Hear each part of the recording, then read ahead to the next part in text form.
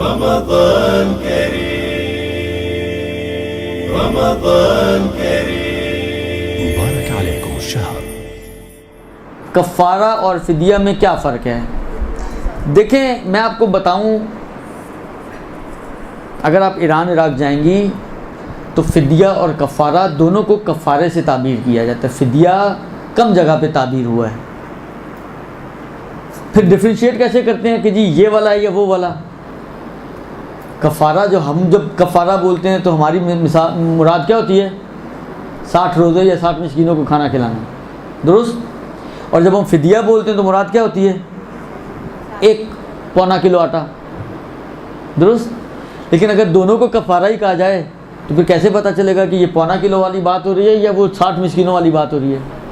تو عام طور پر جو رواج ہے ایران و عراق میں یا آغیون کے دفتروں میں، اگر آپ جائیں اور جا کے آپ اس سے پوچھیں جی کفارے کے کتنے پیسے ہوں گے، تو وہ آپ سے سوال کرے گا کفارے عمدی، کیونکہ یہ جو 60 مسکینوں والا ہے یہ جان بوجھ کے روزہ توڑنے یا چھوڑنے پڑاتا ہے نا، تو اس کو کفارہ عمدی سے تعبیر کیا جاتا ہے۔ عمدی یعنی جان بوجھ والا کفارہ، اور دوسرا والا سمپل کفارہ ہے غیر عمدی۔ یہ عمدی، وہ غیر عمدی۔ غیر عمدی یعنی فدیہ۔ کبھی بھی غیر عمدی میں 60 روزے آپ پہ نہیں آئیں گے یا 60 مسکینوں کا کھانا نہیں آئے گا۔ غیر عمدی یعنی فدیہ، کفارہ عمدی یعنی 60 مسکینوں کو کھانا کھلانا۔ تو فرق یہ ہے دونوں میں کہ ایک میں 60 ہوتے ہیں، ایک میں 1 ہوتا ہے، درست؟ یہ فرق ہے۔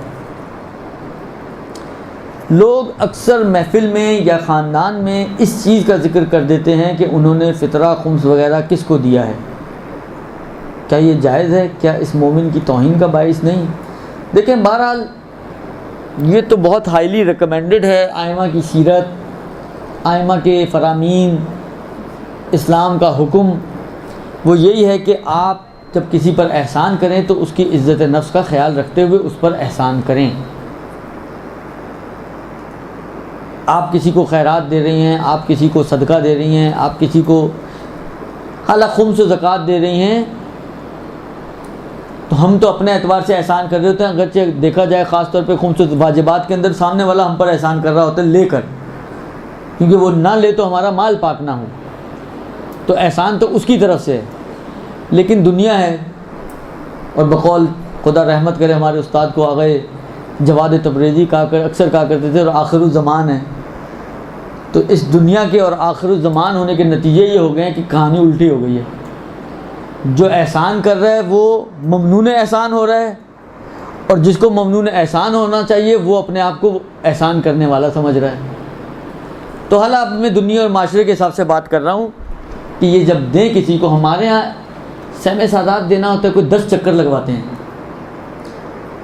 نہ کریں یہ کام۔ سامنے والا اپنا حق لینے آپ کے پاس آیا ہے، آپ اس کو 10 چکر جب دینے ہی ہیں تو کیوں 10 چکر؟ جب ایک کام کرنا ہی ہے آپ نے تو کیوں سامنے والے کو آپ صبح آنا شام کو آنا، ابھی تو میں کہیں جا رہی ہوں، حالانکہ 2 منٹ دیر سے چلی جائیں گی تو کیا ہوگا؟ کوشش کریں کہ جب آپ انفاق کر رہے ہوں، چاہے واجب شکل میں چاہے مستحب شکل میں، تو کم سے کم اس بات کا ضرور لحاظ رکھیں کہ بلکہ آپ اپنا طرف مقابل خدا کو کیوں نہیں سمجھتی؟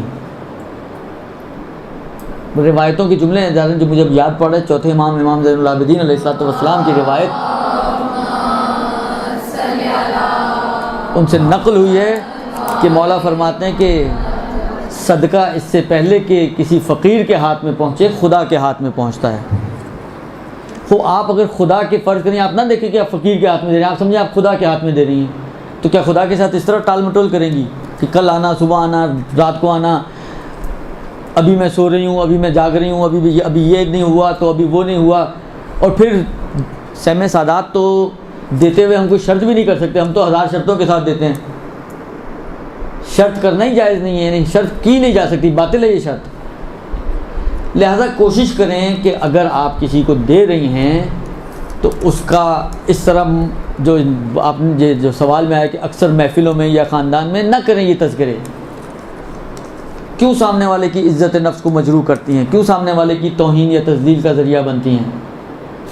لہٰذا کوشش کریں کہ اپنے معاملے کو خدا کے ساتھ قرار دیں، خدائی معاملہ کریں. 2 چیزوں کا خیال رکھیں. دیکھیں پھر آپ بولیں گے کہ جی آپ لوگوں کے پاس بھی تو آتے ہیں اور آپ لوگ کیوں یوں کرتے ہیں، میں اس لیے میں اسی انداز سے بات کو پٹ اپ کروں کہ آپ کو اعتراض، خیر آپ لوگ تو ماشاءاللہ اس کے باوجود بھی اعتراض کر ڈالتے ہیں. دیکھیں ایک مرتبہ کیا ہوتا ہے، مثلا جو وکلاء حضرات ہیں ان کے پاس کوئی ایک آدمی نہیں آنا ہوتا، ان کے پاس مراجعات کی تعداد ایک نہیں ہوتی ہے، 2 نہیں ہوتی ہے، ایک لمبی تعداد ہوتی ہے جو آ رہی ہوتی ہے ان کے پاس. ایک مرتبہ جب گھر میں جب ہم لوگ ڈسٹریبیوٹ کرتے ہیں تو کتنے لوگ آتے ہیں، ہم نے کوئی چھیپا اور ان کی طرح کی کوئی لائنیں تو نہیں لگوائی ہوئی ہوتی.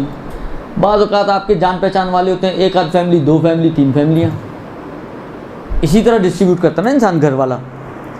تو اگر آپ کے سہم میں اتنی گنجائش ہے کہ آپ اس کی پوری ہیلپ کر سکتے ہیں تو بالآخر دیکھیں 2 صورتیں، یا وہ ایلیجیبل ہے یا ایلیجیبل نہیں ہے. اگر وہ ایلیجیبل نہیں ہے، شرائط اس میں موجود نہیں ہے، تو آپ 1 روپیہ بھی نہیں دے سکتی. اور اگر وہ ایلیجیبل ہے اور شرائط اس میں موجود ہیں اور وہ حق رکھتا ہے کہ اس کی سہم سعادات سے ہیلپ کی جائے، فرض کریں اس کو 10,000 چاہیے، آپ کہتے ہیں میں 2,000 دوں گی. اگر ہیں 10,000 تو دے دو 10,000. کیوں 2,000 دے رہی ہیں آپ؟ کیوں اس کو مجبور کر رہی ہے کہ ایک کی بجائے 4 دروازوں پہ جائے اور 4 دروازوں سے جا کے مانگے اور 4 جگہ پہ ہاتھ پھیلائے؟ جتنا بہتر طریقے سے آپ اس کام کو انجام سے دے سکتی ہیں، جتنا احسن انداز میں آپ اس کام کو انجام دے سکتی ہیں، کریں یہ کام. لوگوں کی مدد کرنا، لوگوں کی حاجت روائی کرنا بہت عظیم اجر و ثواب رکھتا ہے. اب اس کا موقع نہیں ہے، انشاءاللہ پھر کسی موقع پر جتنا زیادہ آپ اس مسئلے میں لوگوں کو ہیلپ کر سکتی ہیں، اور خاص طور پہ جہاں پر ہم اپنی جیب سے نہیں دے رہے ہوتے، تو اس میں پھر کس بات کا احسان؟ احسان تو وہاں جتائیں نا ہم جہاں پہ ہم اپنی جیب سے دے رہے ہوں. جب ہم اپنی جیب سے نہیں دے رہے، جو آیا ہے اسی کا مال ہمارے پاس پڑا ہوا تھا، اسی کا مال ہم اس کو دے رہے ہیں، اس پہ ہم اتنے 1000 نخرے کرتے ہیں، اس میں ہم 1000 دفعہ اس کے اوپر احسان جتاتے ہیں، اس میں ہم 1000 چکر اس کو لگواتے ہیں. یعنی یہ جملہ مجھے اب نہیں معلوم بولنا چاہیے یا نہیں بولنا چاہیے، لیکن یاد رکھیں یہ دنیا ہے. تلک الایام نداولها بین الناس، یہ دنیا چکر لگاتی ہے، گھومتی ہے. آپ صرف اتنا تصور کیا کریں کہ کل کو آپ اگر اس کی جگہ پر ہوں تو آپ کیا پسند کریں گی؟ کہ سامنے والا آپ کو اس طرح دھکے لگائے، آپ کو اچھا لگے گا؟ سامنے والا آپ کو 10,000 کی ضرورت ہے، 2,000 دے کے تنخواہ دے، آپ کو اچھا لگے گا؟ میں نے کہا نا کہ یہ امیر المومنین کے کلام میں ایک قانون دیا ہوا ہے جو امام حسن مجتبیٰ کو امام نے وصیت کی تھی. 2 وصیتیں ان کی جو جوانی میں کی تھی، اس کا فارمولہ امام نے یہ دیا ہوا ہے کہ جو یعنی تم اپنے یعنی مفہوم اس کا یہ ہے کہ اپنے آپ کو اس کی جگہ پہ رکھ کر سوچو، تو جو پھر اپنے لیے پسند کرو وہ اس کے ساتھ کرو. اب آپ سوچیں کہ اگر اس طریقے سے ہم سوچنا شروع کریں تو کتنی بڑی چینج آ سکتی ہے ہمارے ماحول میں اور ہمارے معاشرے میں. تو اس کا خاص خیال رکھیں کہ کسی کی عزت نفس کو مجروح نہ کریں.